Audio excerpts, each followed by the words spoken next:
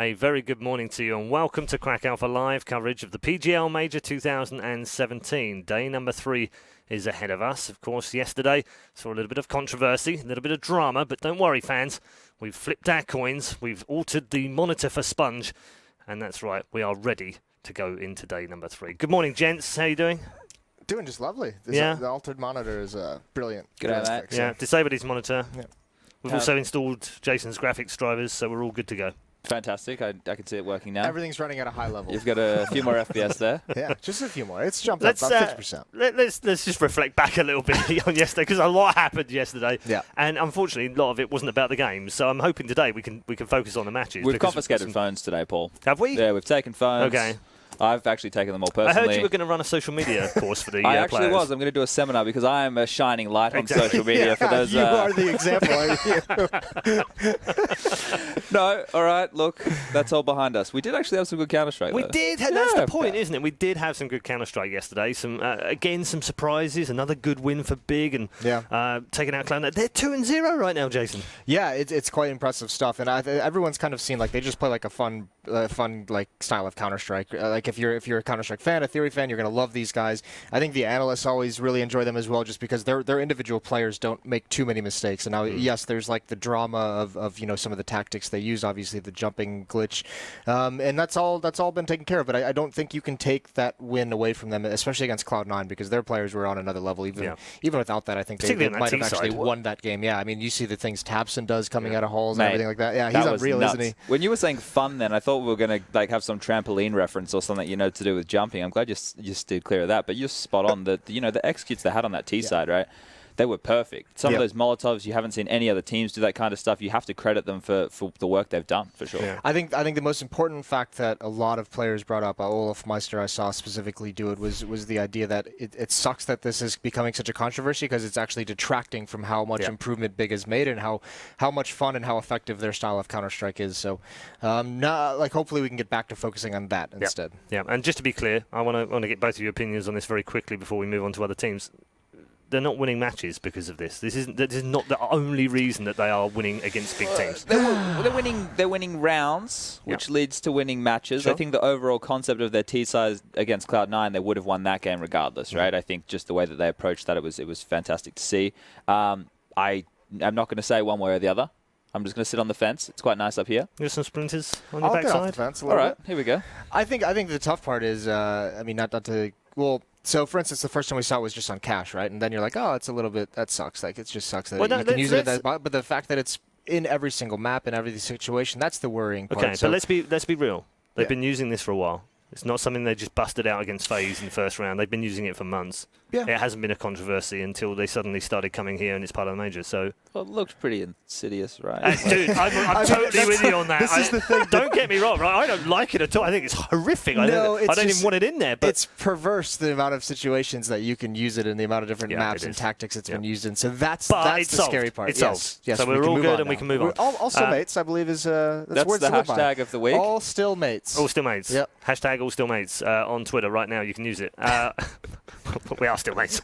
We're going to take a look at the standings and show you where we are right now as we head into day number 3. Of course, teams now split into 3 parts because we've got teams at 2-0, 1-1 and 0-2. The teams on the left-hand side are in a really good position because they are 1 win away from claiming a place in the quarterfinals. Astoundingly, perhaps, surprisingly for many, is Gambit and Big. Perhaps not so surprising, the former champions SK Gaming. And despite the fact that they were supposedly in a slump, Virtus Pro are also just 1 game away from playing in front of their home crowd. On the right-hand side, however, their teammates from Poland also struggling a little bit on that side. Penta, of course, 0-2, Flipside 0-2, and astonishingly at this stage in the tournament, a team that we had in the top 3, FaZe, also 0-2, and Vega up against it as well. Just 1 win, 1 loss away from leaving the tournament. Jason, that's got to be the story so far, isn't it, FaZe? Yeah, it's an absolute disaster for them. Like the way that the amount they've dropped off, and it's not some like team level, it's on an individual level. It feels where the lack of focus, lack of intelligent play out of these guys, which is so surprising with how good of players they have, how experienced of players they have, and how they've looked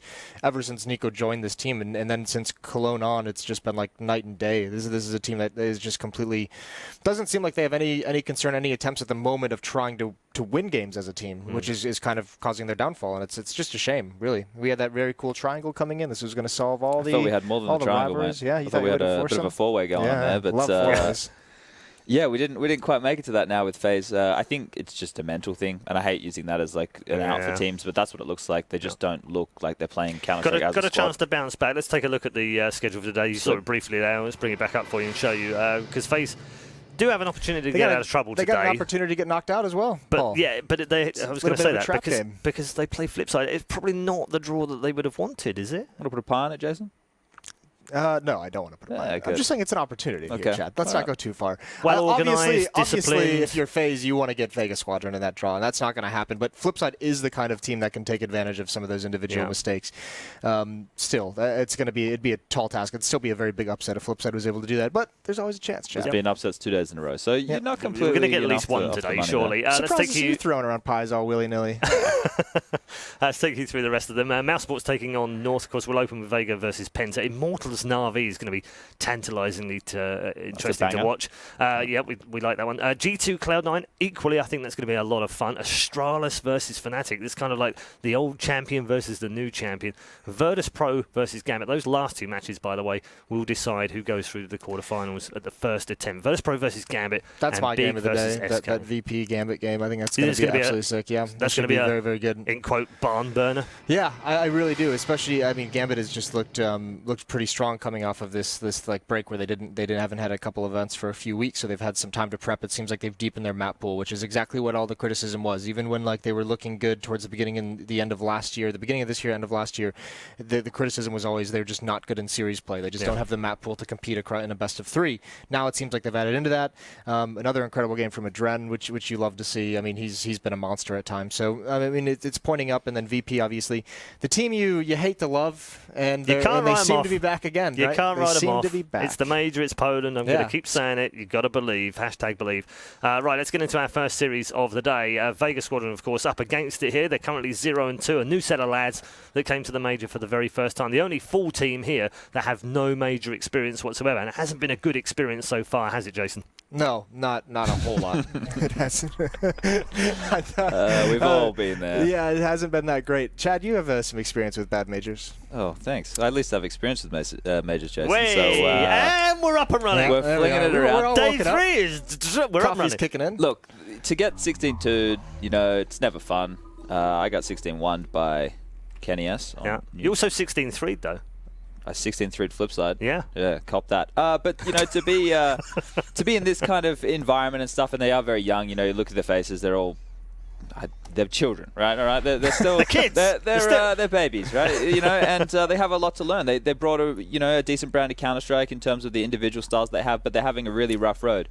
This kind of game for them could be, where we finally get to see the real Vega. And I don't want to try and hype them up too much because they haven't performed to any decent level so far. Whereas Penta have. But this is do or die. They're a caged animal right now. They have to come out swinging. No, actually, they're a shark. Can you cage sharks? I think you can. You can. They don't like it. I don't like sharks. No, they don't like it. They're the animals that die if you put them in captivity, right? I think so. Yeah. Well, maybe that's the problem. Maybe they were caged. And now they're out. And there's the reach. Yeah. No, but the cool thing about Vega is good luck linking that one, Jason. I know. We're just gonna move along quietly. The cool thing about these guys, I think, is they know that they don't have the structure and the experience of other teams, so they do have to rely on skill. And it's not particularly beautiful Counter-Strike to watch, but there is something very fun when you see someone like Mir or JR just out of necessity have the freedom and have to make plays because they do have a high level of skill. Yep. We saw some of the clutches that JR did against a team like Tai Lu. We've seen Mir. I mean, at the E-League qualifier. Sorry, NIP fans, when they knocked NIP out of the qualifier. That was good stuff. And those two guys, I think, display a really cool amount of skill.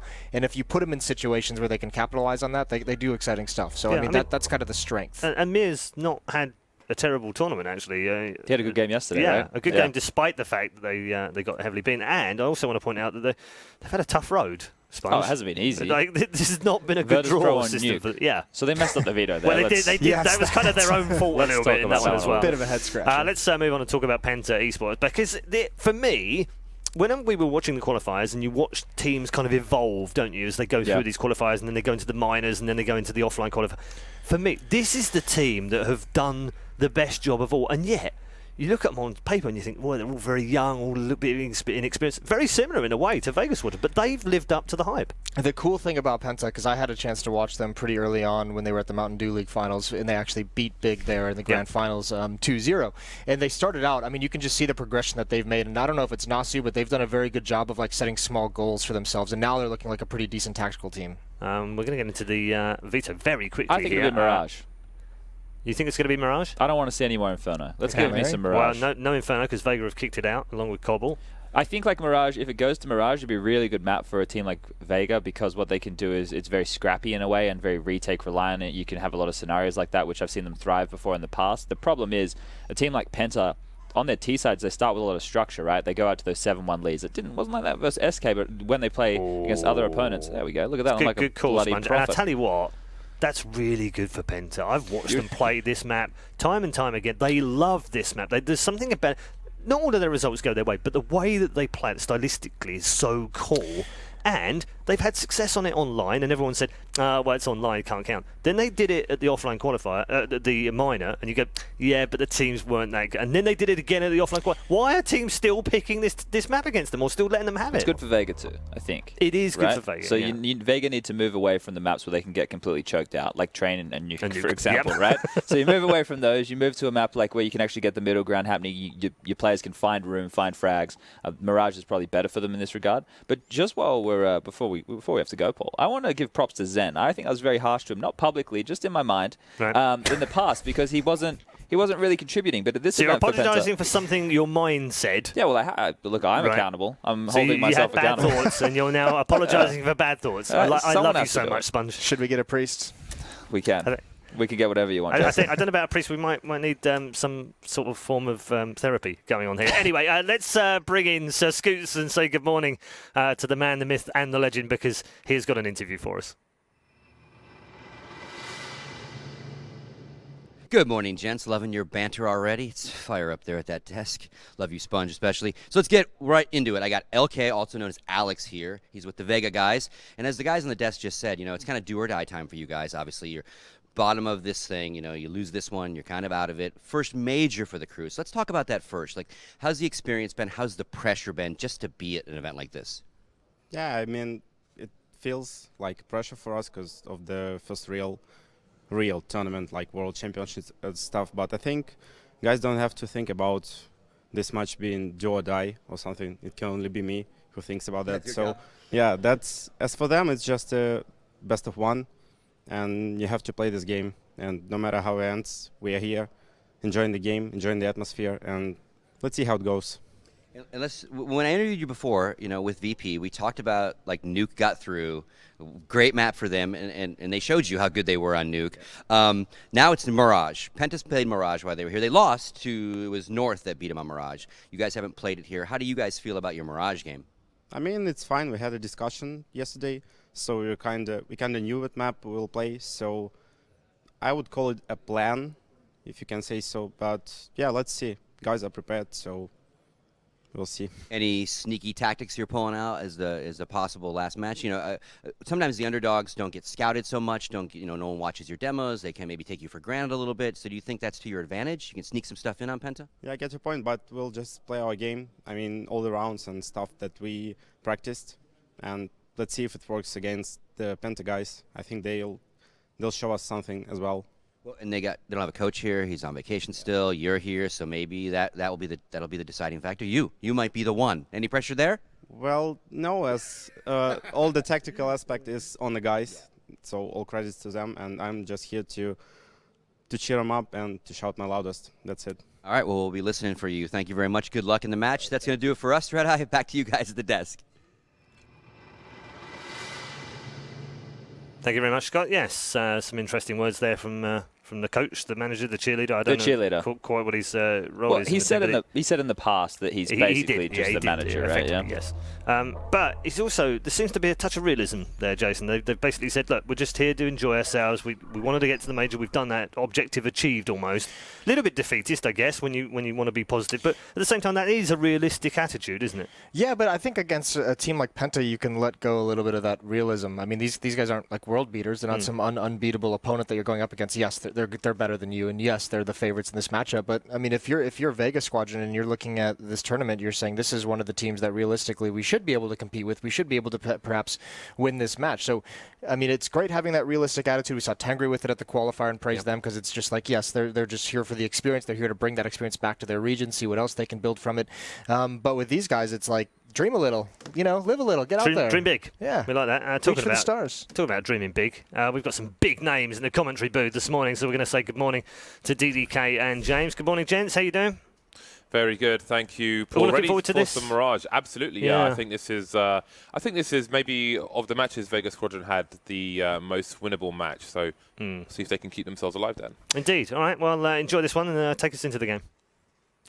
All right, yeah, and it's really fun to watch Penta. I mean, obviously, Penta is one of the up-and-coming teams, really, that me personally, I've been surprised by them and pleasantly surprised by them on multiple occasions where I see them and I'm like, this isn't just a, ragtag group of guys. They actually have a lot of teamwork. There's clear hard work behind the scenes going in there and a lot of structure that's been built into the team, and they do their research. They try to figure out how the opposition plays. They try to run strategies, tailored against that. There's actually a lot of depth to Penta as a lineup, and obviously with likes of Sunny, some of the performances that he's been bringing, as well as the rest of the teammates, it's a scary lineup, and definitely as I think Jason put it pretty well on the desk there, Vega are the underdogs, but Penta are by no means unbeatable for them.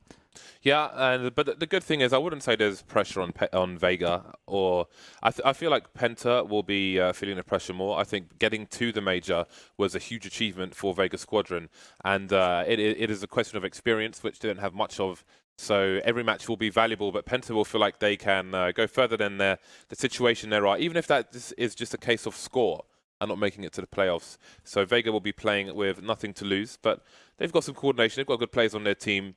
We've seen a lot from Mir with the AWP, the few rounds they won on train the other day. He was a big part of, but I do expect more from them today in this matchup. The match will be on Mirage, if you didn't hear it earlier. So I think it's reasonable to say that the international team of Penta, representing 4 different countries, will be the favourites for this. But by no means is it, I think, a lopsided expectation. So, game should be starting soon. Who are your ones to watch, Dan? I think JR should be a lot of fun as soon as he's able to get North into his hands for Vega Squadron. Man like Prius. And for Penta, I think yeah, you have to look towards Sunny and HS really to be the 2 big standout players. But we'll see how things go. We are kicking things off with a pistol round. It's of course Mirage, as you can see, which is a great map to start off the day with. Can be pretty fast paced, and already we'll see Penta starting to drift towards A with the bomb. Nice. What was that noise? I think someone knocked a pot, perhaps a slight collision. So I haven't heard that noise before. I don't feel like it anyway. JR's top mid, and if he's running around, they should hear him from T-ramp. Maybe that will give them some more confidence. They've left CT open. They could go for a short plant, but there's a gap in the smoke. It's a forced smoke. The smoke is poverty, and it will cost them some very expensive smoke in the end. Bomb getting planted 4 short regardless. And I think they're going to go for a 2-man push into the CT area. That's what a no smoke would suggest to me in that region. Yeah, Kishanda able to get a kill onto Crystal there, make life somewhat easier. And now CT Spawn has been also taken over here by Vega Squadron, so doing a really good job making their approach back onto the bomb, which is now can actually be defused. And in fact, the defuse is coming in. Sunny has to go for a sprint here to try to stop this from happening, but Hutchie will have the cover. And that will be the round there for Vega Squadron. Really nice retake there, very calm stuff from them, very methodical, 1 position at a time. And then of course, they took it with a few members surviving. So, Penta, I do wonder, again, as I mentioned, a team that has a lot of strategy, and a lot of tactics to go towards. If they'll have something for this second round with the bomb plant, indeed, it does look like that's the case. Hutchie and I forget who it was now. Hutchie and somebody from the T side. They were dueling on the B bomb site for ages in that round, but indeed, time has passed to talk about that. Sunny with the AK and a bunch of pistols on the T side. We'll see what they have in mind for this one. One of those surprise buys when you get the bomb planted.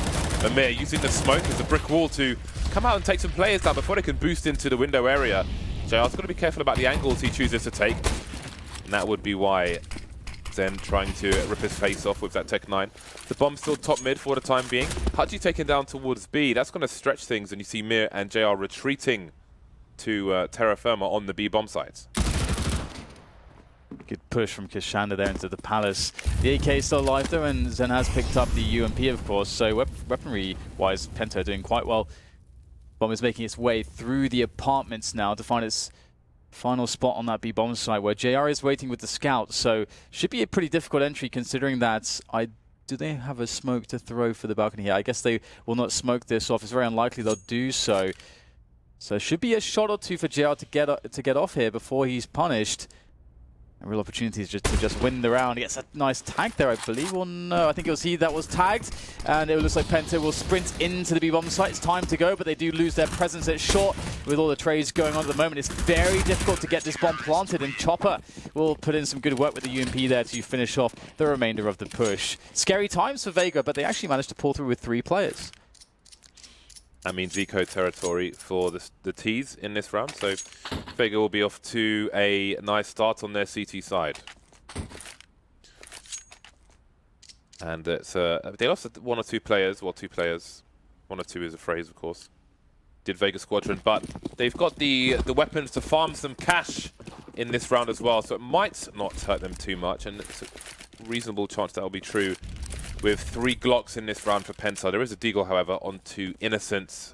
Zen with a P250 as well. Might make a play into underpass and try and get close. Try and pick somebody off looking through CPL. With that P250. CT's making a lot of noise on A ramp.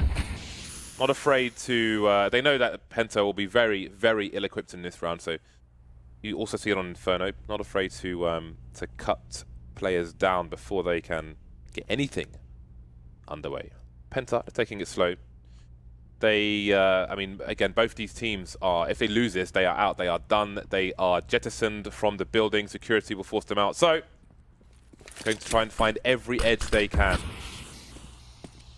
And there's already a lot of info for Vega. They pushed T-Pit. They've got Chopper just sitting there with the MP9, so he knows everything that's going on, really. They know that it's either going to be mid or the B apartments. They spot a lot of players in mid here, and it's a simple job of just finishing them off. They're not putting themselves at too much risk here with these rifles. You don't want to incur too much damage, and that's a nice headshot there from HS with the P250. So speaking of damage here, Kishanda with the dink on him as well. That's 2 players dead, and potential for more here for Penta as they have picked up an M4 onto Sunny, and he's going to find himself another frag, and suddenly, with 25 seconds left, is this actually winnable here for Penta?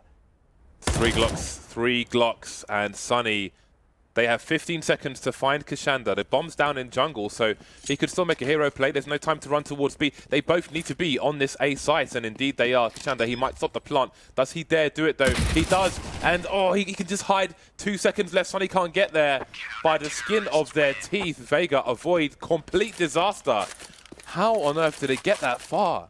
With a Deagle and a P250. It's crazy, isn't it? And if you consider that Sunny, you know, of course he doesn't get the round loss bonus after surviving after the time, but he did, of course he did get the bomb down, and they have these situation here. Oh, sorry, he didn't get the bomb down, but he has a situation where he had the M4. It's a lot of good value there. He's got an incendiary that he picked up. He's still got a Deagle in hand as well. So he's got a lot of value there that he's going to carry into the next round for his teammates to play with. So yeah, that is really scary now, because Vega don't have anything left to really play with should they lose this round.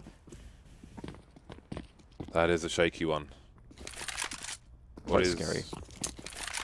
There's no one in B and there's no one in A. I think they're going to restart the round, I'm assuming, because no one's moving on the T side.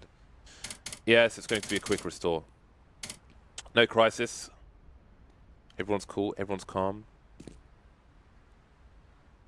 9 people have voted yes to restoring the backup. We're waiting for the 10th. It's always that one guy, isn't there?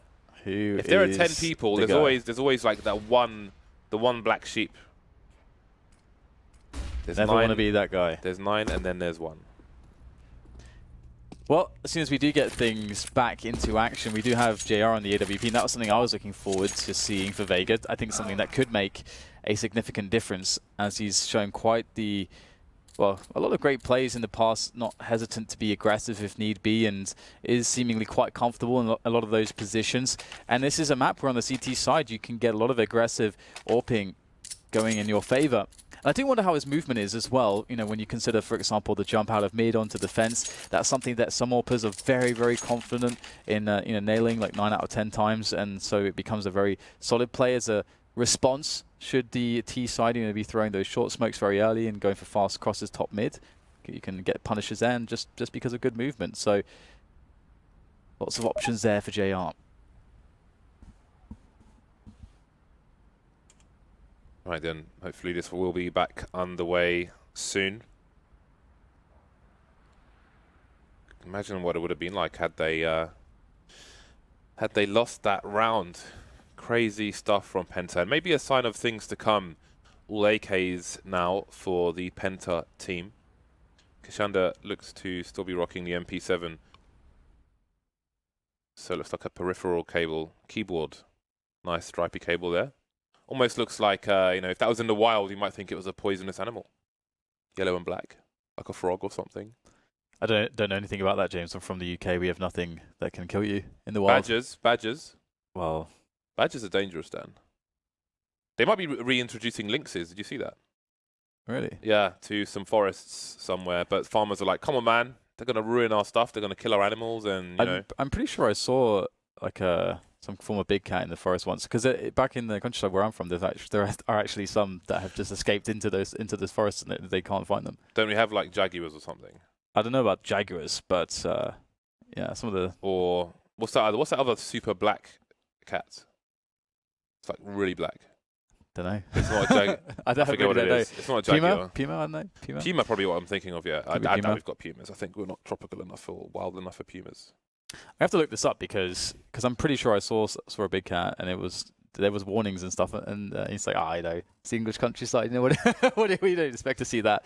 But yeah, sort of stalking us from a distance, that was not too fun. You're more likely to see wild animals as like men drunk on white lightning, which is like 1 pound cider for 2 liters, you know, that kind of mess. The stripes on his keyboard cable look to match the ones on his hoodie.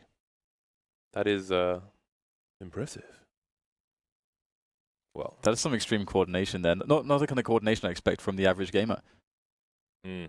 You know, you were saying that perhaps this could be a sign of things to come, having such close rounds there, and I think to expand on that, Sunny is again, you know, the danger man. He was a guy that picked up the M4, gets a couple kills, and made that a really winnable situation. So I can't wait to see what other impact he's going to have on the game. I can't tell exactly what fish Vega Squadron's logo is, because it kind of looks like a nurse shark, but it has 2 fins on the top. I was going to ask you yesterday, considering you have like a big, like massive sheet of just fish in various things. I have laminated cards to identify fish in different regions, and they're all on a keyring because I've got like 8 of them. Do you bring them down when you're during a scuba dive? You just have the no, I'm not that card lame. I'm not that lame, but it's in the hotel room. It's in the hotel room. So when I look at back on the laptop, I can identify the fish, like sergeant majors, which look like you would think it would be called like a zebra fish, but it's a sergeant major. Anyway, enough about fish. Slowly zooming in on this man's face. What could he be saying?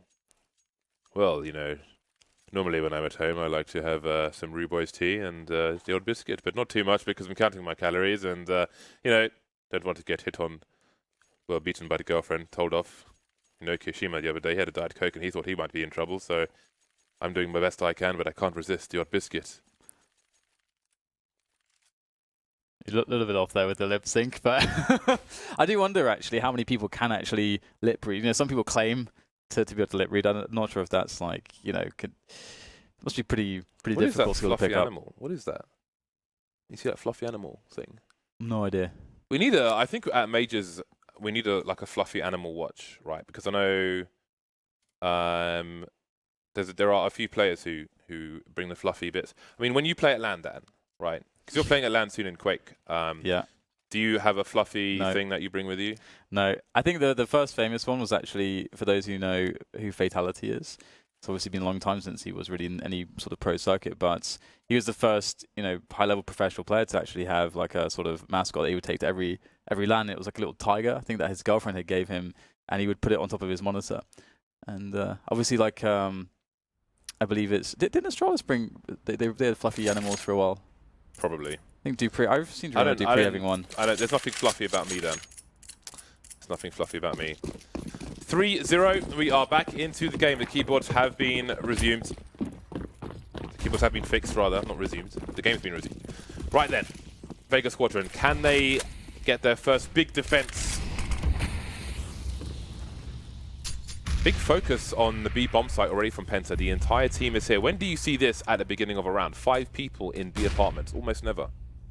And this is kind of the thing I was talking about with Penta. They have a lot of rounds which either they're just kind of quirky rounds where they'll just throw them in and they'll abandon defaults because they think that, okay, we think there's a specific weakness against this team here, or they have a lot of rounds like that can look like this, a bit unorthodox. So quite curious to see how this goes.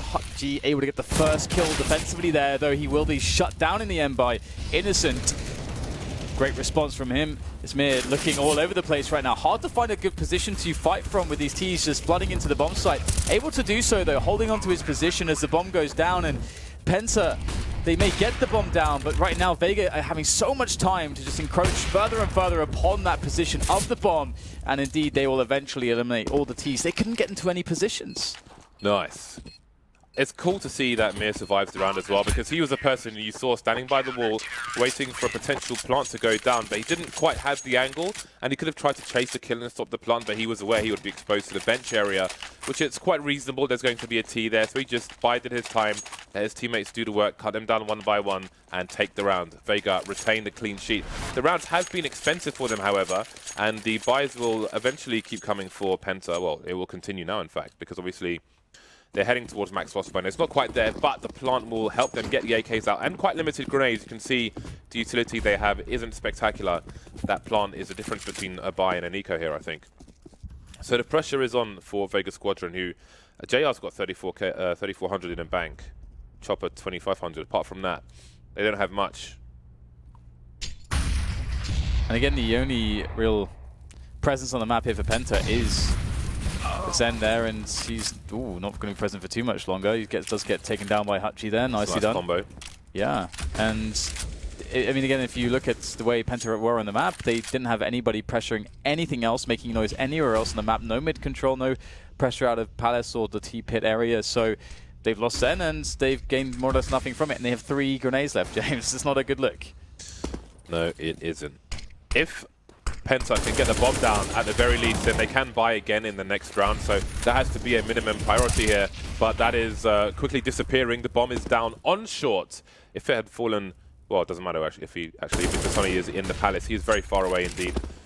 Position exposed now, and they won't get a single kill in that round, Penta. That is a big round for Vega Squadron, passing the test, and they should be putting the T side on an eco now. Most people are on about $2,800. That's pretty awesome. Oh dear.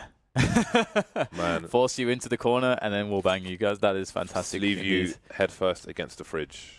That's not nice. And it's a dirty fridge as well, Dad. And if you consider where Vega came from, again, we were asking all kinds of questions. You know, when we saw their anti-force buy rounds, anti-ecos, and it's looking very shaky, but they've really stabilized very well in these buy rounds of theirs.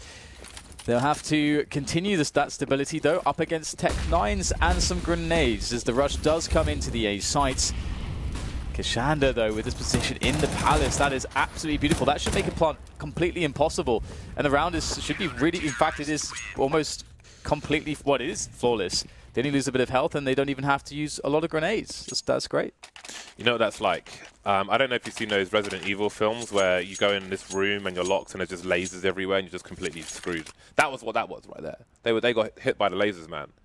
The Sharks with lasers on their heads. 2 perfect rounds for Vega Squadron, exactly what they were looking for. Now they're sitting on about $7,000 apiece.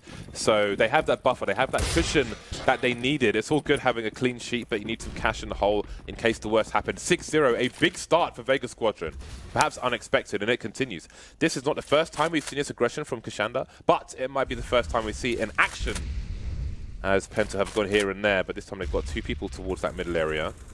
Crystal holding the line with Innocent for support in case there is a push, but Vega Squadron not overextending. There's actually no one covering the underpass at the moment. I think maybe now JR did drop down Yeah, indeed he did. He was not covering that previously. He was just looking towards top mid, and Kashanda was looking top mid as well. So I was a bit worried that Kashanda was leaving himself open. But again, you know, Penta, we've not really seen them go for any mid takes whatsoever so far in the first 7 rounds of this half. And Vega Squadron just sitting there and getting all the information. The only thing now is that they have to make sure they're not out-rotated. I think JR taking that shot in the underpass might have given the Ts the idea that there's a bigger presence in the middle area from the CTs, because surely JR's got to be covered from somewhere. So they instantly started rotating towards A. And now the entire team is here. It's a 4-1 setup between Ramp and Palace. Sunny on the high ground. And now there are three CTs here in tow. Chopper taken down towards CT, which is left open now, but the duels continue. JR trying to do what he can.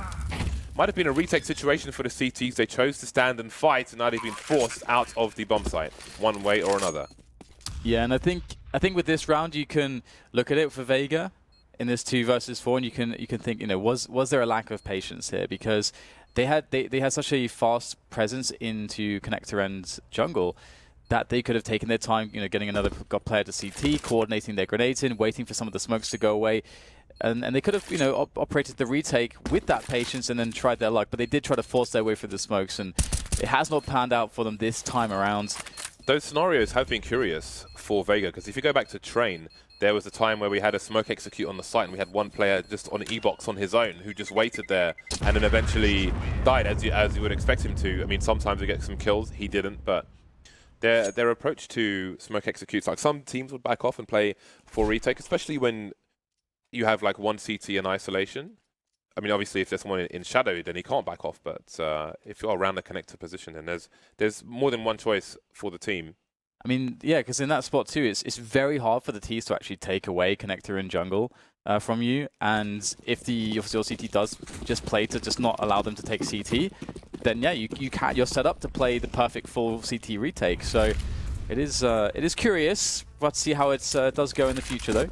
They are, you know, it's only 1 round that they have conceded so far. It's a 6-1 scoreline here for Vega, as we see JR looking for the York pick on mid. But once again, you know, Penta not really putting much emphasis on middle at all so far in this first half. Sunny's in the Palace, and there was a 2-man push from the CTs, but I wasn't able to see if they had like a pot flash and ran in there, or if they just walked in there quietly. So hard to tell if he knows if there's a presence from the CTs. But we've got Innocent with the bomb in tow, slowly walking towards A, so I would guess that they might not know that there was a push there, and the CTs retain their forward positions. So yeah, looks like a Molotov damage on the floor, maybe not flashbang. Anyway, Kashanda's here, he's got the first kill. He knows there are more in tow. They're lining up for him, but they will trade the kill. JR's ready. They've got Chopper close by Shadow. He'll go down after a single kill, but lots of damage has been done. JR's in the perfect position now to stop any further efforts onto that bomb plant for A. The bomb's actually been flung forwards there towards the sandwich position. So it's quite the effort here for Sunny and Crystal to go and reclaim it. That will be the case though. And Sunny does pick up another kill, and JR is just still playing in the bomb site with these smokes. This is very dangerous. It's a make or break situation here for JR. Nice shot there. Catches Crystal. Oh, that's so fast, and that's exactly what we were looking at. That's exactly what we're talking about when we're bringing JR into question with that AWP. It's he's just not afraid to take these crazy forward plays. Yeah, I actually forgot, but for those of you in GoTV, I would pick JR for Vega Squadron, and for the other team Penta at the moment. You didn't forget James, because you asked me, and I said JR. So there you go. Yeah, okay. There you go. Marvelous. I got you covered. Marvelous, marvelous, marvelous. He's like, take the goddamn timer out! Take the timer out! Vega Squadron 7-1. They have reset Penta, which is not good if you're a Penta fan. Vega Squadron running away with the first half at the moment.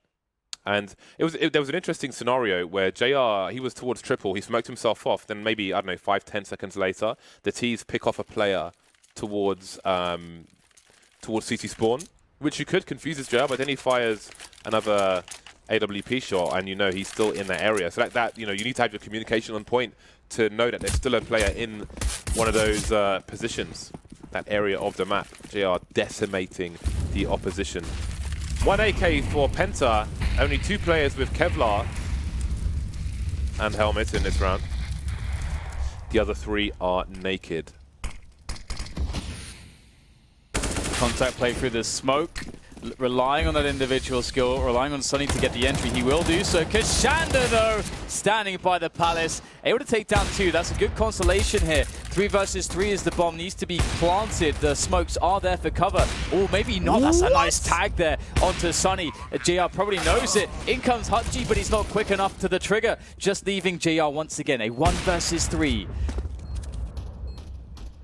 The flashbang is just good enough for the round to go their way. Sunny making it work for his team. Great entry over to the A site, but I mean, they only had that one AK man and 3 players running around butt naked, so I really didn't think they had it, but apparently they did, forcing Vega Squadron to put their hands in their pockets, money being spent, and a second sniper coming out onto Monsieur Hutji. So Vega Squadron changing their approach in round number 10. Is the comeback on? Can Penta claw back a reasonable number of rounds? And I do wonder about Penta at the moment, because this might be the first mid-take attempt we're going to see. JR is very aggressive here. So, I'm not sure if he saw the shadow, but he's too fast anyway. A nice follow-up with the USP, as he will eventually be traded. He's done his job, though, and got some additional information. But how do they read this? Do they read this as a B or an A play? It could be either. They've not seen the bomb just yet. So the players on site will have to be vigilant. Yeah, and the chopper is alone at the moment. Jungle smoked off, CT smoked off. I think he was, might be on the boxes, maybe he was just crouched here. I was looking at the radar. Nobody in Palace for the time being. Innocent trying to pull people towards that middle area. And doing a good job of it, doing a better job, even fragging. Spots the player towards short as well. May have forced away. Maybe not seeing that grenade, but this is the time for the T's to capitalize. But Crystal's starting to look behind him. Not really sure what's going on. They need to start moving forward. Chopper is so isolated here on this A site. He needs to be exploited by these T's. Mir starting to move towards A, slowly but surely, and here comes the creep from Penta. The scope heard by Chopper. Now Mir's on the run. Now Hutji's rotating as well. That scope is enough info for Vega Squadron to try and get into better positions. And Penta are moving so slowly. This could be their undoing. Yeah, and I love just how the patience of Chopper could just pay off massively for them, just still sitting on the site. The bomb still is committed to this A side, so Chopper could have a massive play in store. He's been waiting so long for this. Finally reveals himself, and his teammates have had plenty of time to get in position. They've got great crossfires going on. Now it's just going to be 1 player left, but not for too long. Sunny will fall to his doom.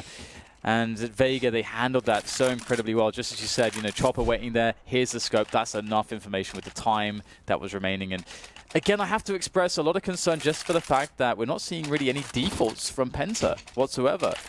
I think that was the only round we really saw them attempting to take mid, and I think they were probably aiming to go for a fast rush through connector with 3 players. I wonder why they decided to go so slowly after picking a player towards A, because they've got the guy in the middle area holding down some rotations. So I don't know what their expectation is in that situation, because surely you're going to expect, well, I don't know, I mean, you might not have a rotation because a kill came in from the mid area, but it's just so slow from them. 6 round lead for Vega Squadron. Penta cannot string any rounds together. They have traded back and forth the last few rounds. And again, just 1 click gave so much information to the CTs, and they were brave enough to have the full rotation, abandon the B bomb site with 3 players alive. Innocent and Crystal moving towards top mid. Zen and HS are on the underpass, so they could flash them into connector later on. Perhaps they'll go for a smoke first, but they still need to emerge past this corner. There's the initial flashbang. JR ready. This is a common angle as well. You can sometimes see nothing playing this position with a rifle. Allows you to have a less common angle towards Palace as well. JR tagging. Hitting HS in the legs. Ooh, instant trades for both teams. Bomb spotted though. How much info can I take from this? 40 seconds left. Surely it's A. Yeah, that's really good damage there from JR. Killing a leg. The T's will be starting to push quite aggressively forwards, but so will Mir, just straight through the smoke. Lovely stuff. Great sense of urgency there to make that decision. Now just Sunny left, but he's got too much to deal with, too many angles to handle, and that's going to be the round for Vega. And Vega definitely just completely outplaying Penta so far, and it's I think in part just due to the fact that Penta haven't got a lot of these defaults in their bag here for this map, and that allows Vega to have a lot of freedom. on the map. Tactical timeout from Penta, as your glorious overlays will inform you. You can see the money that they have. They are broke. They are singing on the side of the street. They need cash, man. They need anything you can give them to try and get some more rounds in this first half, because this is not looking sunny for Sunny. Yeah, I mean, you can always see that he's left in positions where it's just too much work that could be reasonably expected, or in one of the rounds, in one of the 2 rounds they won, it was just a contact play where they were. The whole idea is that Sunny runs in and gets entry frags, and that's exactly what he was able to do. But it's not a reliable approach to your T side.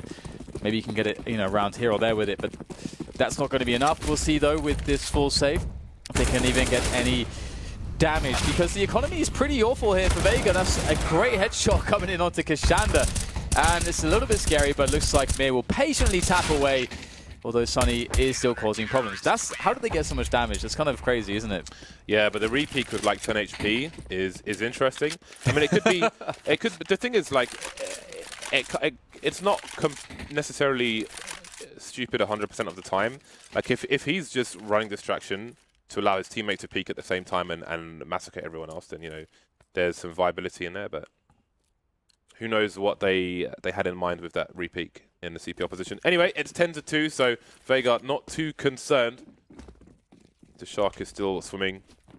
Interestingly, most sharks, if they stopped moving, would drown. So they pretty much have to, well, many fish have to just keep moving. Even when they're asleep? Get that air through the gills. No sharks can chill out though. Chill out on rocks, have a nap, little kip. Player spotted towards the B bomb site. Hutchie may need some help. He's very close to this AWP, looking for the no-scopes. He will deliver. That's the bomb as well at his feet. Like an obedient dog, they continue to charge into this B bomb site. Mir holding some nice angles. The smokes will help him on the site in the windows. But there's a gap in the corner, and he's going to get swatted. Yeah, 3 versus 3, and Crystal's taking a forward position. Zen able to make the load a bit lighter, as will Sunny. The load has been lightened considerably as now Kashanda, who's been having a pretty great first half so far, will be the last man standing, but not for too long. And we saw that Hutchie, that very cute, cold impression there that you're trying to get going there by the apartments. Not going to happen today, it seems. Rashby. No jumping ops for you, sir. Well, that B rush has actually given them a very good opportunity to get 5 rounds. Yeah. Because Vega Squadron have been broken. At least 4. Vega Squadron will have a buy in the next round. They'll have a reasonable buy. But Hutchie and Chopper are spending $1,000 in this round. Let's see, Hutchie is on 3K. And I already forgot the other player. Was it Chopper? 2,300. I wonder how much they are harming their buy in the next round. But maybe it won't even get that far, because this is a 3 versus 2. They've had great positioning here. This is a nice eco strat from them, but can they capitalize on this? Can they finish it off? Hutchie with a nice angle of the Deagle. There's a meat shield there, but it's Penta being the meat on the table, chopped up piece by piece. God damn, they were served red and maybe even blue. Jesus. That's the one way that you actually have a favorable situation there, if they're both just standing right next to each other like that. That's insane. Such fortune there for Mr. Hutchie. Amazing stuff with the Deagle, and no headshots required. Just what wasn't fortune though was the great positioning of Vega Squadron to put them in that position in the first place, and Penta just rushing into the site. Well, this not sure what to say. I don't know how much we've seen from Penta in this T half. Yeah, well, almost no mid takes. That's still going to be a big deal for me on Mirage. It's a must. Although that said, we'll see something resembling that here. We'll have a lot of players in the underpass. But again, it's a pretty weird buy for Penta, just using all the money that they have remaining for the last round of the first half. Zen able to get himself a pick-off here, and a massive presence going into Connector here, but they will be funneling themselves against the rifles. But JR, absolutely great round for him. 2 kills already with that AWP, and perhaps more in store. His T's are just still standing in the Connector. Yeah, this is a pug round. HS he has an opportunity. It would be a very important 4th round, but he's got JR, who's looking for his 4th kill. Won't get it this time. He was going in, James. Yeah, there's a fourth round. JR in Terminator mode, 14 kills in that half, though. It's Mir sending Penta into space with 17 kills for his team, leading the charge on the server. Only 2 of the T's in double figures at the moment, so 11-4, I think it's... I mean, it could have been worse. I don't know if you want to say it should have been worse, but it was not a good half for Penta. And it's not just about score, it's just about like performance in the rounds as well. Vega all over this man, like white on rice or brown on rice if it's brown rice, you know, if you're counting them calories. I do wonder again, like, you know, regarding the experience of Vega, for example, JR in that situation, he was just running to chase his opponent there. And I got to saw it again on another screen here, and it's just, I think that might be just like he's just so pumped after getting a few kills, just letting it take over a bit. But now it's time to press the reset button here. We have this pistol round where Vega will engage onto the A site, and HS is just standing there doing a good job so far. A couple kills for him as he looks for more now, and still not a single member down. That is clean. One tap, salad, as the slap chop advert goes, or infomercial. Very nice hold there. Important for him to stay alive towards triple as well, just to make sure there's no plant going down. You know, he can leave the player towards jungle to his teammates. Just starve them of money. Starve them of money. 11-5. Great play by HS. Living up to his name. So we'll see what Penta have done. Sorry, what Vega Squadron have done. They've gone for a force buy. So let's see if their forces are going to have more coordination and more success than Penta's. I did like that Chopper didn't buy armor, so he can have more grenades. That JR has a P250, so he can have grenades. That Hutchie didn't even buy a new pistol, so he can have a grenade. A lot of teams would just get the full armor, the Tech 9s, and have 0 grenades, but the grenades make a very big difference. So looking forward to seeing how this goes for Vega with that choice for utility. Ooh, that's a good pick there from Mira in the middle area. And now he knows that he's got 10 HP, not much he can do, but he can distract them and just be presence. And that's what he's going to do. So Sunny's in the middle of mid with nobody covering the underpass and gets killed for free. Now, in that distraction, the bomb gets planted towards the A site. Hutchie on the ramp. Miz making his way in towards the B bomb site. It's been planted for short. We've seen this strat before from Virtus Pro with Pasha on a scout, but it's Mir with the Tech 9. There's enough damage there, but maybe with a good read, Penta dropping a smoke in connector to try and defuse the bomb, but Hutchie still on the ramp with the Deagle. Mir now makes his way. Look where he is. They're looking for him in connector, but no. Oh man, and what a 180. I didn't expect that one. So crisis averted for Penta, but they are making colossal mistakes. That was scary. That was, and again, like a great round from Vega, the way that they try to handle that one. Obviously, there was a lot of opportunities that kind of cropped up along the way that they perhaps did not expect. For example, you know, seeing a player suddenly just sitting in middle, able to win that battle with the Tech 9. And it was really smart play from Mir again. Understanding there's more value to stay alive, to find a long rotation, and just keep the presence. In that sense, you've got to think though that if your opponent is force buying and you're in the middle of mid and you think they might come out at top mid, but considering they need that close distance, there's a reasonable chance people are going to be in the underpass. And if you've got no one covering your back, then I don't know, man. Things seem out of whack for Penta, but there's still a chance for him to recover.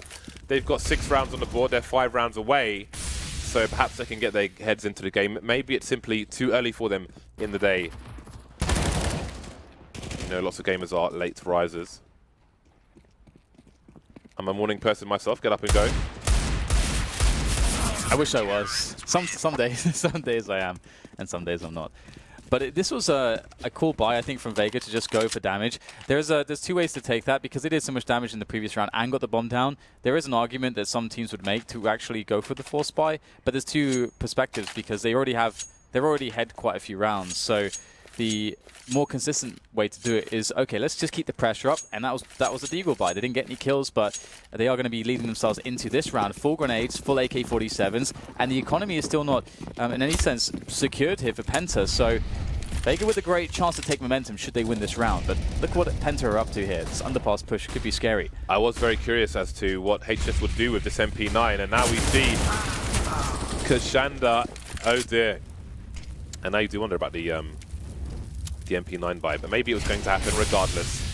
Maybe it's just not Penta's day. Mir getting picked off by Sonny, so at least that's something. Hutchie checking his angles very carefully. Bench position can be quite strong. Zen looking for an opportunity in the smoke, and that is a very nice smoke from Kashanda. But Zen's ahead of it. He could be... oh, has he been spotted? I think he has been spotted. Very high flashbang. It's going to work out for him. Hutchie completely exposed. His teammate behind the van can't help him either. Yeah, Triple does take down Sonny though, so a very prolonged affair between these two sides as the smokes finally dissipate on the bomb site. And Zen, working close position, has been perhaps spotted. JR put some bullets there, tagging him in fact, and indeed it's Crystal to get the kill onto Zen. The team kill comes in, and then the trade. Kashanda eliminates Crystal. What a prolonged affair. And again, it's really interesting, the patience there from Vega. They didn't try to rush it. They held their positions and just waited to see if the CTs would overextend. And that's why that was such a prolonged affair. Really difficult rounds for Penta. And if they win that round, they're not so far away. I mean, look at how does he not get the kill there? That's insane, isn't it? I don't know if it was because Kashanda crouched and he was just... I mean, maybe lost control of the spray. I don't know. Either way, it's a colossal failure in the underpass for the CT side. And now they have the money to buy, though. Keeping the MP9 has allowed them to stretch their money for a buy in this round, so the AWP is out and so on and so forth. This is the crucial round now. Vega Squadron moving quickly into the A side. Looks like it might be another short plant attempt because Mir again is slowly moving through apartments. Yeah, really scary stuff here, using the cover of smokes to get the bomb planted. But typically you'd want to take some forward positions and then fall back. They have connector, so that's actually a great place to start. They don't have to take too much more here. You can see more additional presence coming in. The challenge from Kashanda into jungle, and that will be lost against Innocent. And now the CT presence starts to emerge from the CT spawn. All of them, though. That's 3 players. So Vega Squadron was still good coverage between Connector and Pit here to try to make this defense work. It's an exposed plant, and that's going to pay off for them as we see JR just timing this to perfection. Hutchie leaping through the smoke there as well. Crystal, what is he left to even do in this position? Nothing but run as he just covers his flank. But a great round, a fast round from Vega. Yeah, and we've seen that round before from them where they're planting it for short and Mir is slowly creeping through the apps, but it seems that Penta have seen it before as well. And I don't mean the first time it was run in this match, but both times they seem ready for it post-plant and have had that smoke to put down in connector. And it's not often you see that as a direct answer to that play. So they've clearly done their study on Vega Squadron. Either way, Vega Squadron make it work. They get their entries into the site. They're not fully committed to connector in the sense that both times they've had that player on ramp as well. So there are multiple places for the CTs to defend from. And ramp is exposed. They haven't had enough smokes to cover both angles. And then you see the Ts, they put a smoke through the connector smoke the CTs dropped closer to the site and then pushed through that. So they had a 2-pronged assault. This makes it really hard for Penta to deal with. Another tactical timeout, which has come and gone. 6-round lead now. Vega Squadron moving very close to closing this one out.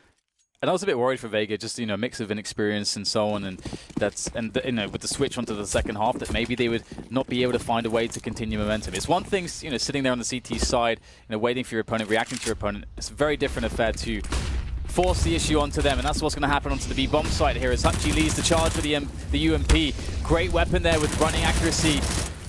That's very respectable, and it's a flurry of kills as they enter the B bomb site. An explosive start to this round, and the end will be quite horrible here for Penta as they get hunted down.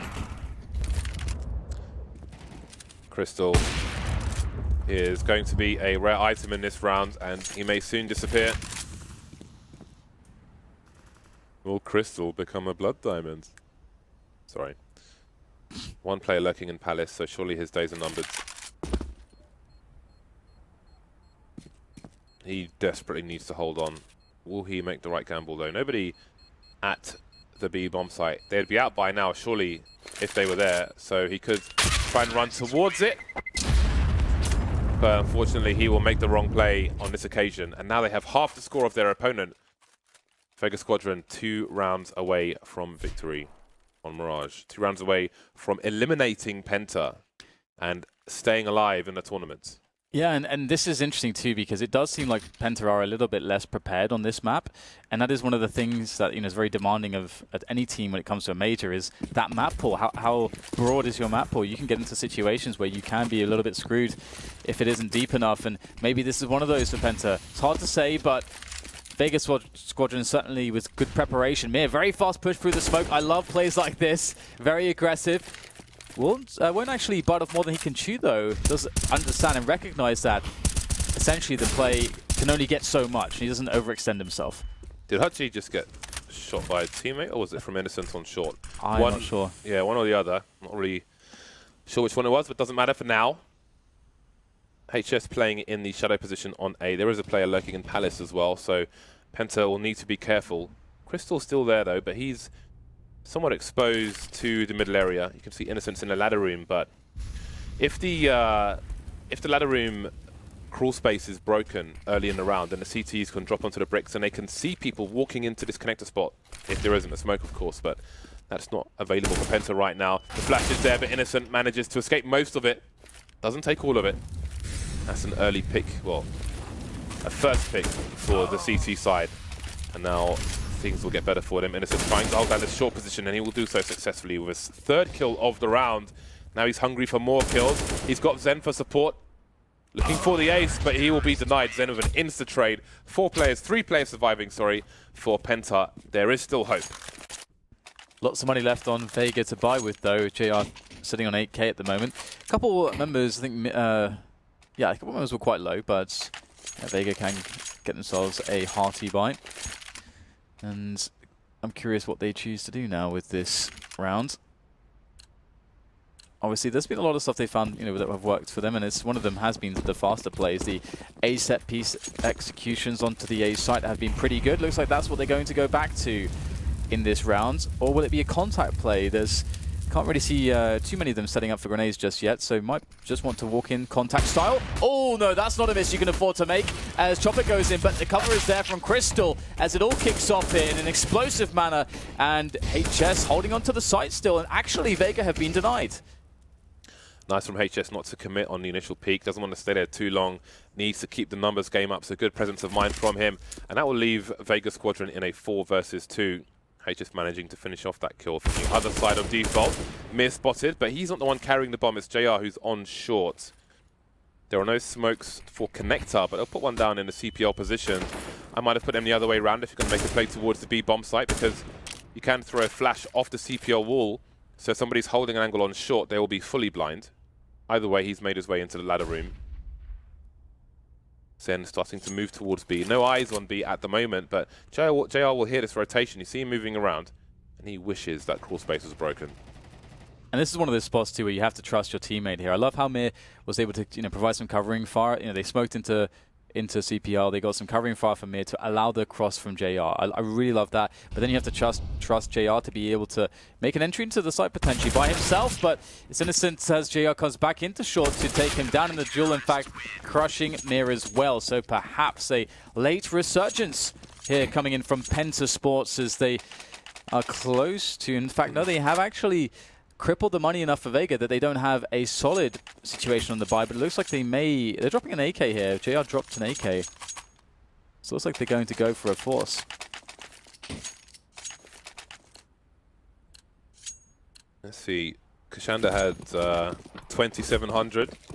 Could have dropped a second AK, but he's gone for pistol and grenades instead. 14-9. Let's see what they can do with them. JR taken down early, peppered by Sunny with an AK of his own. And now he'll be looking towards the underpass position. Innocent has a gap on short, so he can cover the high ground.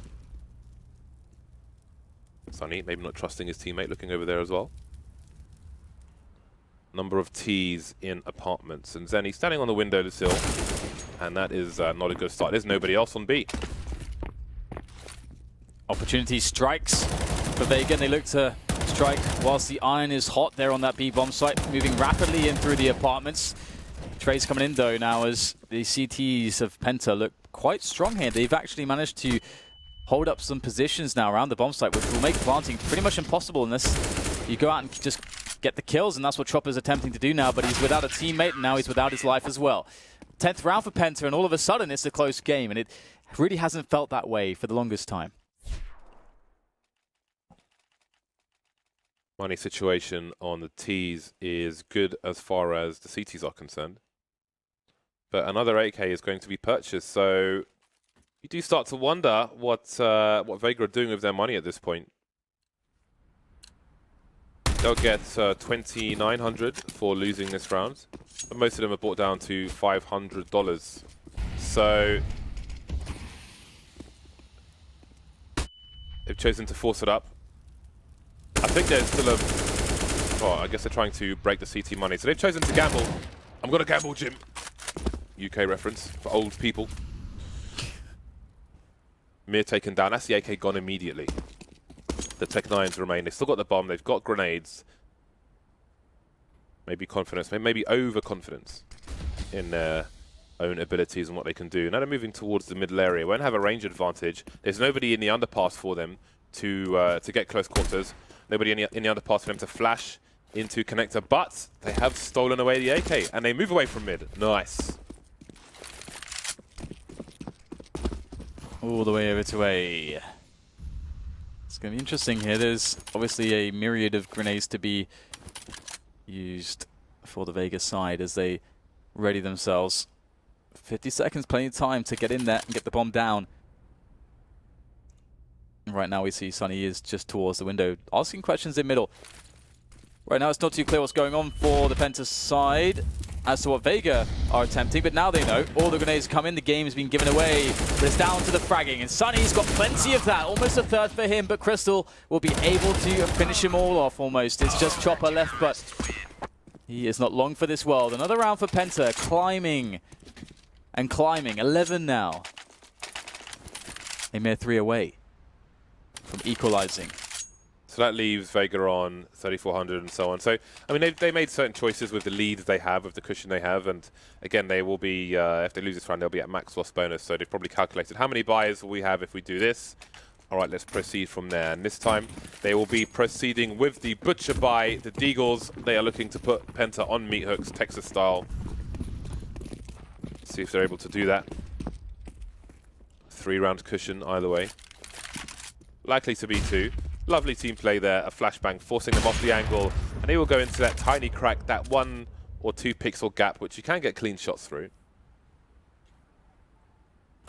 It's nice to see the awareness on T sides. If you look at Taz on a T side, for example, he's very aware of not exposing himself to that pixel angle for too long.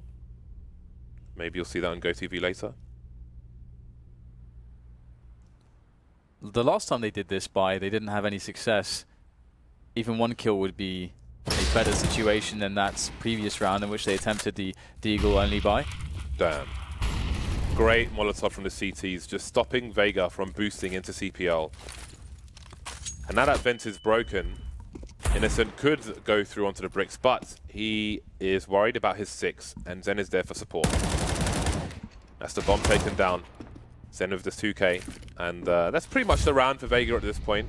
Unless something goes terribly wrong, but this is not a salvageable situation in most instances for Vega. And now Mir is alone. He's alone. No sound in space. No atmosphere. Just Mir.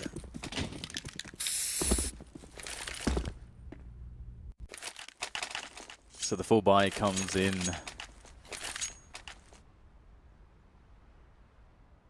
JR back on the AWP. Potentially Crystal to contend with. We'll have to see if that's going. If there'll be a meeting of the AWPers. Crystal has been not too mobile. Vega looking perhaps for middle and some presence in the apartments here on the B side of the map. Ooh, an aggressive from Crystal after I said he was not mobile. Darting all the way up top mid. Misses the flick shot though. He's going back for seconds. Oh, almost lining up for him. It's a nice pick off from Crystal as he now retreats. Very happy with his work, I'm sure, as now Penta rest a man ahead. Good support for the rifler as well. 2 people looking through the underpass from different angles in case it's required. So I think in this half, the way things are going at the moment, Sunny is a good man to watch in GoTV. He is up there at the moment with 24 kills, as is Innocent, as is Mir, who's been picked off. So Sunny's over towards the A site. Crystal and Zen are towards B, which is where Vega Squadron might be headed. The bomb now moving into the apartments, but Zen has taken a forward position. Crystal will be the bait with the AWP. But now we've got some mid presence. Are they going to try and boost and go through the crawl space into CT spawn? Perhaps they were, but the CTs are ready. The push now coming in towards the bomb site. You see the off angle being held by Zen. This could all fall apart very quickly.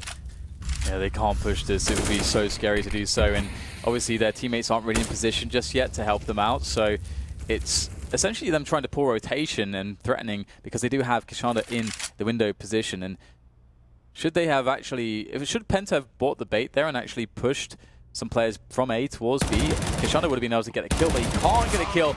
In fact, it looks like Penta know what's up here. Able to get a multitude of frags as the entries start to come for Vega onto the B-bomb site, but they can barely get in fact. Still in the apartments is Hutji, the last man, and perhaps at this point it's all he could do to try to survive, but he can't do that. HS almost called him headshot. HS getting the kill, not with headshot.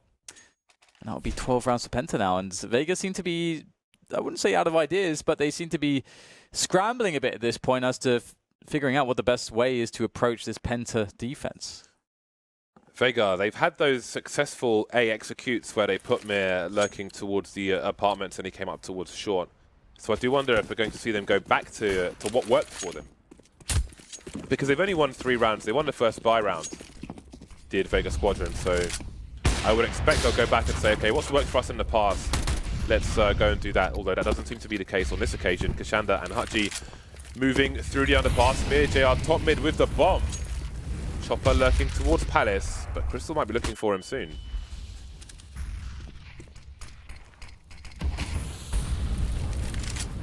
I like this. Very fast presence into connector. A lot you can do with this, though they do seem to be intent on pushing the entire team basically through there, and there's no smoke to cover. Innocent able to get some damage off there. Sunny tossing a grenade in. The 1-2 punch there. And that's going to be a rough situation here for the Vega Squadron side, but they have managed to take the bomb site. Oh, that's a nice shot straight in the face. Crystal with another quick one as well. Looking for number 3. Crystal. That is excellent work there with the AWP. And that's going to be another round for Penta. They are grinding hard and they're almost there. This has really put the money in an awkward spot for Vega Squadron as well. Do they play against match point? I mean, Kashanda's already bought up immediately, and it seems the rest of the team will buy around it. So you'd imagine that they had got the pause in there to discuss what they wanted to do, or maybe just their approach for the round. Maybe they were hell-bent on buying all the time, but they have next to no grenades in this round. JR hasn't bought just yet, though, from what I can see. Lovely play, lovely bouncing from Crystal. Bouncing like he's in an R&B video. Very happy with that. Here's a strong chin strap, James. That is one of the strongest chin straps I've seen. I respect this. Never tried a chin strap myself. That's what I'll say about that. Well then, Vega Squadron, with not many grenades, what is your play? I would have loved to have seen them try their play again. Even though Penta were ready for it, they still failed every time when they tried to stop it. The play with Mir coming up short through B. But maybe those times have gone. Mir now top mid on his own. It's not a nice grenade for Hutji. Not the present he wanted. He's playing it slow, perhaps looking to exhaust the utility of the CTs to make life harder later on. It's a very tense position for both teams. Penta, the pressure's on to close the game now, and Vega, the pressure's on to not throw the game away because they had such a big lead. Perhaps that is some of that inexperience creeping on through. It's hard to say. There's a lot happening there between the 5 players. And a major, lots of psychology that goes into the game.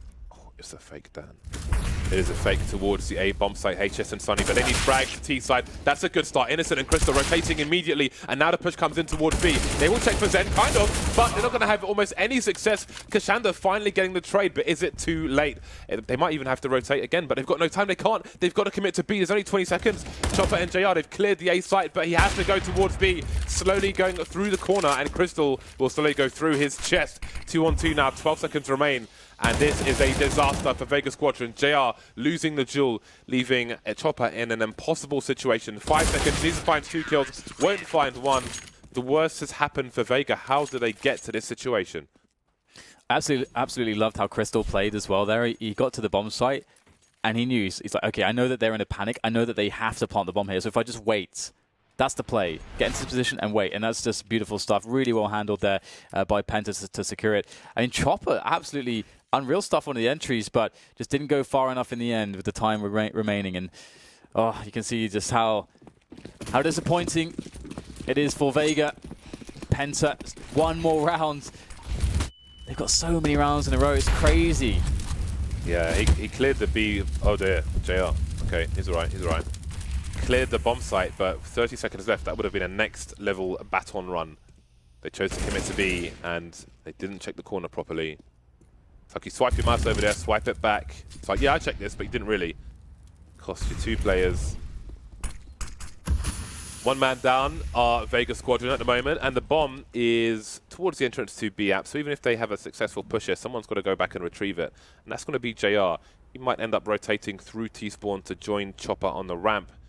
Now they've taken possession of Connector. And they've had problems previously from Innocent on short B, shooting them in Connector, but Innocent's pretty far back at the moment. And that smoke will give Vega Squadron some more comfort, but what do they read into that smoke? Maybe it'll make them paranoid. Maybe they think there's more people towards A, but at this point they've got to commit to it. Flashback towards CT. There's a CT on Shadow as well, and the rotation's coming in. So one more player to deal with, though. The man on Shadow, but the man on Shadow is nothing but a Shadow at this point. Sunny coming in to try and remedy the situation, gets himself a quick kill, Zen picks off another one as Chopper goes for the cross there, and now all of a sudden it rests to JR. He started the round with a scout. An upgrade, perhaps, it's hard to say, into the Galil, but now he's in a 1 versus 3 with said Galil. It's not an easy spot to be in. This is to save their tournament. All the pressure mounting on JR. There's the first peak, Zen so fast, and it's going to be Penta taking this one and taking Vega out of the tournament. Very well played to come back into this. I did not think that they had it in them, but they managed to do it. Yes, a very rough match, ultimately for all concerned. Nice patience on the retake there, the 3 versus 1. They wait for the CT rotation towards T-spawn before they start to approach, and ultimately it was too much to ask. Penta somehow making it over the line. It looks like a total disaster again with the few rounds they got in the first half. With the few rounds they got in the first half, you thought there might be some fortune in even getting that far and giving themselves that much opportunity in a second, but both teams struggling on their T side. I really wondered what would have happened if Vega had gone back to that execute where they had the bomb planted on triple and the lurker, but never happened, and they make their way out of the tournament. Yeah, it's really crazy, isn't it? I really thought Vega were just going to storm through, and the first thing I was worried about, okay, we got that good CT half. I was worried that they weren't going to be able to convert on the T half, but again, as you said, there was a lot of rounds that really worked for them very early on, but then suddenly all the success just diminished, and the grind out of Penta, you've got to respect that grind, that they didn't allow that very slim margin for error to really get to them. Yeah, but I mean, looking at their faces on the camera there, you can see that they are clearly not happy with their performance. I mean, I don't know if they feel like they had deserved to win that the way they were playing. Maybe the panel can tell us more about what they think. Over to Paul.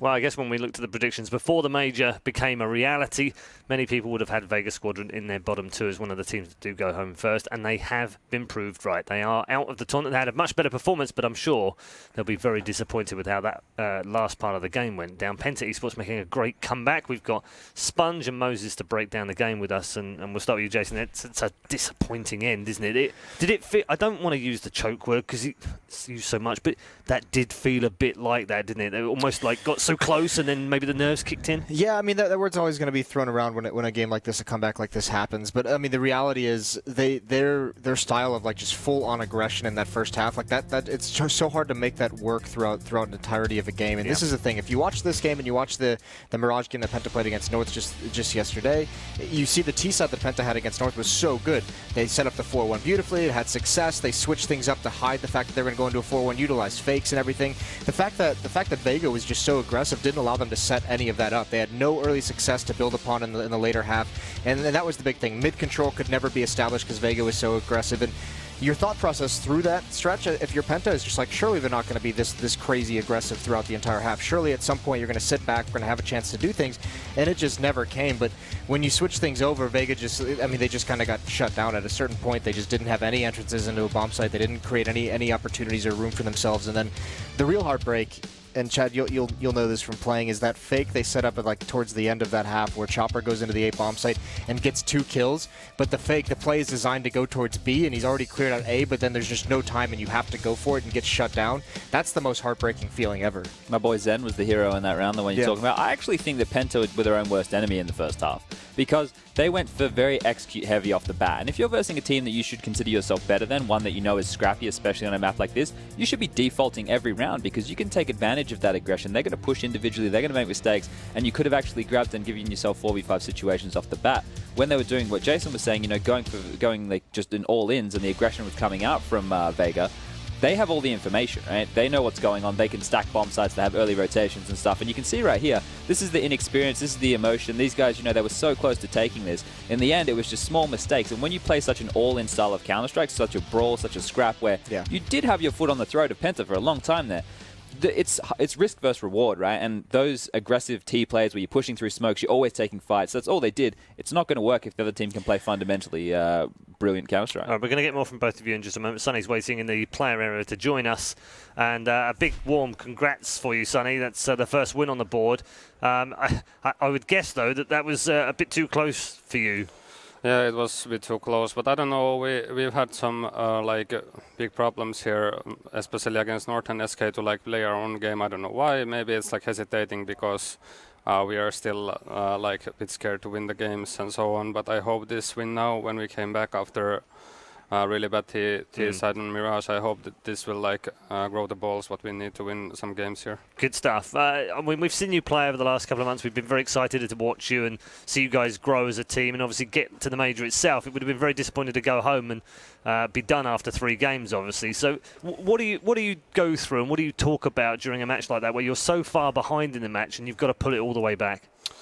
Actually, I think that obviously it's our POV and Vega will be Vega have different thoughts about it, but I don't know exactly what we even tried to do as T-side. It felt like there was no clue. We were just smoking middle at 1 minute and rushing A without nature. That's something what Vega is hoping for, and in every time out we kind of I don't know, we talked bits screaming and talked to each other that what the people we are trying to even do. It was just almost like a big choke for team history so far. But when we won the pistol round, we kind of knew that now we're just gonna steamroll them after this. Right. And then Innocent stepped up and Crystal stepped up and Aegis and me. We had rounds and yes, except the last round. So it was just everyone just knew that now we're gonna do it. It's now or never. Yeah, I mean, do you feel like you're playing differently from the qualifiers and from the minor? Yeah, sometimes. Obviously, we can't use exactly same stuff if even someone have checked even one game of us. But I think we are just thinking too much what we should do, and so because CS is after all really simple stuff. So Moses and Sponge are alongside. I'm sure they've got questions as well. I mean, I just wanted to know, were you guys prepared for kind of that all-out aggression that Vega came out with on their CT side? I mean, you guys got caught off guard by it a couple times, and it seemed to persist throughout the half. What's it like playing against so much? You're always being challenged. You're when you're trying to do things, they're always initiating some kind of a fight. Were you expecting that to happen in this match? Yes, we expected it, and actually, before major qualifiers, we practiced a lot against Vega, and they were the only team who steamrolled us really hard in practice. So we just knew like what's gonna happen, but yet somehow, as I said before, we just like overthinked, because in my opinion, against that kind of style, you just hold and execute late round. Yeah, I think that was the point you were making earlier. Yeah. But you guys went for really execute heavy stuff early before defaulting, so it made it really difficult. You're just going into stacks a lot of the time. But my question is, like, not having the coach here, right? Not having Nasu here, is that really affecting things? Do you think that's maybe why you guys don't have direction? Is he normally that voice that's telling you what style to play? Yeah, it's affecting us a lot, because like now we have to do some stuff what we didn't do before, because for example in major qualifier we had game plan against every opponent, which was like really clear. Against Optic it was that we will hit inside before 120, and after that we start faking outside and we go back to B. And it was like based on what he prepared for us and so on, and now we don't have anyone to do that, so it's basically like we are trying to like do it as a team, but obviously it's not that easy because we have to focus on the game, and that's maybe like one of the reasons why we're overthinking against some teams and so on. As a viewer just watching these games the past few days, you guys just played North on Mirage yesterday, and your T half was like much better. Obviously, you put up a bigger score, had a lot more success. I mean, from an outsider, from like a viewer perspective, playing North, getting a better score against the better team, and then playing Vega Squadron and really struggling. What are kind of the differences that you feel as you kind of climb the ranks in Counter-Strike, and now that you're competing at the major against the better opposition? What's the biggest difference from a team like North versus a Vega Squadron? Well, obviously, if you play against North, you know that they're not gonna do like stupid stuff. So it's like easier like to play like if you're underdog, because you kind of know like how they think and what they want to do, and you know that, for example, SK and Nord, if they play against us, they try to rely like really default stuff and just like outgrind us with like after plans and so on. But when you play against same level team in ranks like we, or online matches against lower opponents, they have like much more like, for example, one-way smokes and tricks where you can get one round, and if you play that on LAN and you just win one important round and money fuck the opponent, then it just can happen. So I think like if you're underdog, it's somehow easier to play against better teams, because they don't do like random stuff. Okay. All right, good stuff. It's great to talk to you as ever, Sonny. I'm glad you're back in the winner's circle again, and we'll see you tomorrow for day number 4. Good luck. Congrats, Sam. Nice comeback. Yeah, very nice comeback indeed from Sonny and the boys in Penta Sports. They are still in the major. Unfortunately, Vega Squadron are the first team eliminated. Let's just wrap up on their performance in this major. It has been disappointing. It's kind of what you expected. Though. It's what you expected, right? I think, like for me, I was looking back and going, "This is like 1.6 Chinese style of Counter-Strike, right? Where they just run at you and they just want to take jewels. They always want to have guns, and it's not the fundamental style of Counter-Strike which is going to win you matches at the high level, but it's exciting to watch."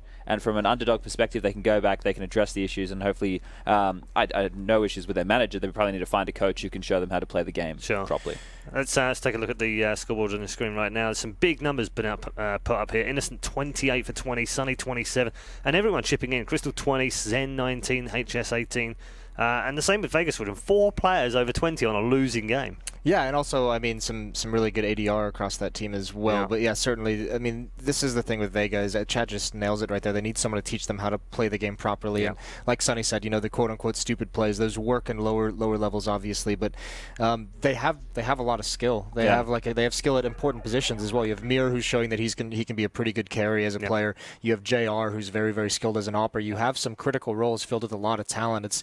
It's finding a way to make it all work and find some kind of a game plan, some kind of a style that's going to be successful at the upper echelons of Counter-Strike. Let's take a look at our MVP.